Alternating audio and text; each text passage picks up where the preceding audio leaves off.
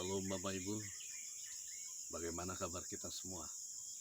Kiranya kita dalam anugerah Tuhan, sehat dan penuh damai sejahtera. Amin saudara. Kabar kami dari Kalimantan juga sehat atas doa Bapak Ibu saudara sekalian.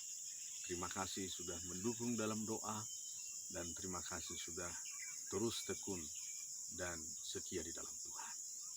Mari kita akan renungkan bagian firman Tuhan pada minggu ini Bapak Ibu saudara. Saya pilihkan dari Matius pasal 5 ayat yang ketiga. Berbunyi demikian. Berbahagialah orang yang miskin di hadapan Allah, karena merekalah yang mempunyai kerajaan sorga. Amin, kita berdoa. Bapa di sorga, kami datang menaruhkan hati kami di hadapan-Mu dengan rasa rindu, lapar, haus. Biarlah Tuhan berkenan berbicara kepada kami, menguatkan, meneguhkan kami sekalian Bapa surgawi. Terima kasih Bapa di sorga, terpujilah nama-Mu, dalam Kristus Yesus kami doa. Amin. Bapak Ibu saudara yang dalam Tuhan, di dalam Alkitab kita perjanjian lama saja, penulis Alkitab menggunakan setidaknya ada 7 kata untuk kata miskin. Sedangkan di dalam perjanjian baru Bapak Ibu Saudara, lebih kaya lagi tentang kata miskin. Setidaknya kita menemukan ada 8 kata saudara. Miskin di dalam perjanjian baru maksud saya saudara, bisa menunjuk kepada seorang perempuan yang sangat tidak berdaya. Bisa menunjuk kepada seseorang yang tidak punya pakaian saudara. Bisa menunjuk kepada seseorang yang makan hanya menjadi buruh saudara. Seseorang yang tinggal di tempat tidur karena sakit-sakitan. Itu juga menggunakan kata miskin di dalam Alkitab. Ada juga saudara dalam Tuhan, kata miskin berarti butuh makanan. Nah tetapi saudara dalam Tuhan, dari berbagai-bagai atau sekitar 8 kata miskin ini, satu kata miskin yang dipakai oleh Yesus dalam khotbahnya di bukit ini adalah kata potokos. Kata ini saudara dalam Tuhan bukanlah miskin seperti yang tadi saudara, tetapi dia adalah miskin yang spirituality. Atau miskin yang bersifat rohani saudara. Jadi kemiskinannya bukan karena tanpa makanan, bukan karena sakit, bukan karena dia tidak memenuhi standar kehidupan kebanyakan saudara, tetapi saudara dalam Tuhan, miskin yang terus-menerus bergantung kepada Allah, yang berasa hidupnya tidak pernah bisa apa-apa tanpa Tuhan.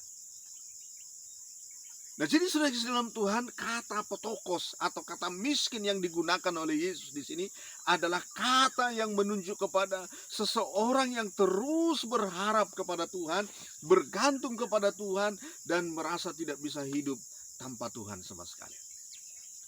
Kiranya sikap yang sedemikian itu ada pada kita Bapak Ibu Saudara. Amin.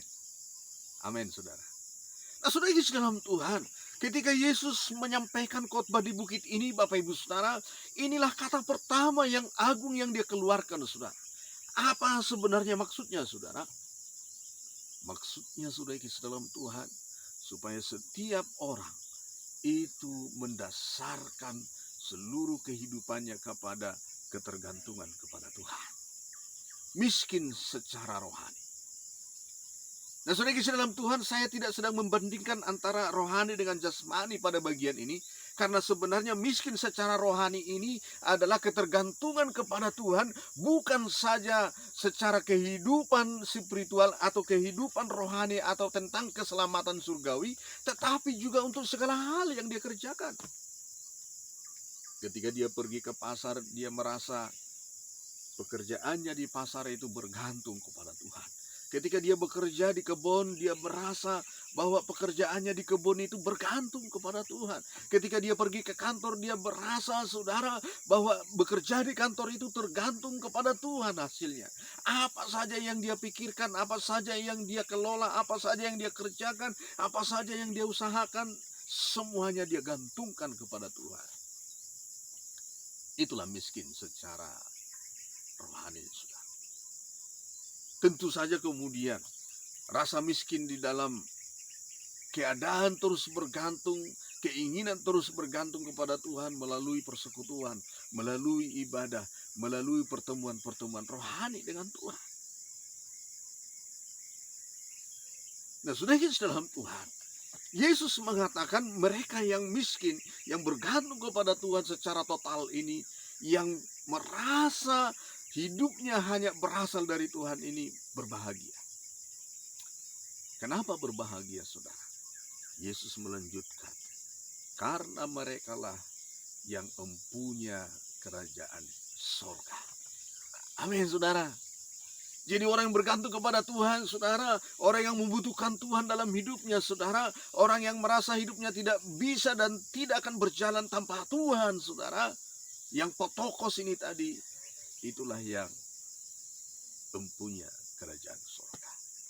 Dan sudah kisah dalam Tuhan, saya ingin kita menggali sedikit kata empunya kerajaan surga ini. Kata empunya di sini adalah kata yang merupakan kata kerja, bukan kata punya seperti yang kita pahami, saudara, tetapi sebenarnya adalah sebuah to be atau kata kerja bantu. Jadi sebenarnya nas ini kalau diterjemahkan dalam bahasa Indonesia dengan terjemahan langsung, saudara, bisa disebut begini, karena merekalah ada di kerajaan sorga, atau karena mereka merasakan suasana sorga. Karena mereka memiliki sorga dan merasakan suasana sorga dan ada dalam sorga.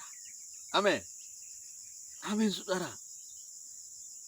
Jadi orang yang bergantung kepada Tuhan, Bapak Ibu Saudara kisah dalam Tuhan, firman Tuhan atau Yesus sedang mengatakan, engkau jika bergantung kepada Tuhan, engkau berbahagia karena engkau rasakan surga, engkau nikmati surga, engkau ada di surga hari ini. Mulai dari sini. Ini bukan janji yang akan datang saja, saudara. Karena dia menggunakan to be. Mereka mempunyai kerajaan sorga di sini mulai hari ini. Jadi kita sudah ada dalam kerajaan sorga, saudara. Sudah memiliki kerajaan sorga, saudara. Sudah merasakan suasana kerajaan sorga, saudara. Jika kita bergantung kepada Tuhan. Memang kita masih di bumi ini, saudara. Memang masih ada penderitaan. Memang masih ada kesusahan, saudara. Kita akan rasakan itu, saudara. Tapi nilai-nilai kerajaan sorga kita bisa nikmati hari ini. Damai sejahtera, sukacita, kekuatan, penghiburan. Yang juga kelak kita akan rasakan di sana, saudara. Itu bisa kita rasakan dan nikmati di sini. Asal kita bergantung terus kepada Tuhan. Saudara, marilah kita terus bergantung kepada Tuhan. Saya mohon maaf Bapak Ibu Saudara, video-video saya tidak bisa terkirim karena mungkin terlalu berat atau terlalu besar. Saya berharap dengan video singkat seperti ini bisa kita nikmati kebenaran firman Tuhan bersama. Amin. Mari kita berdoa. Bapa di sorga, terima kasih Tuhan atas firman-Mu yang menghibur, menguatkan kami supaya kami boleh miskin di hadapan-Mu, bergantung kepadamu dalam segala hal kehidupan kami.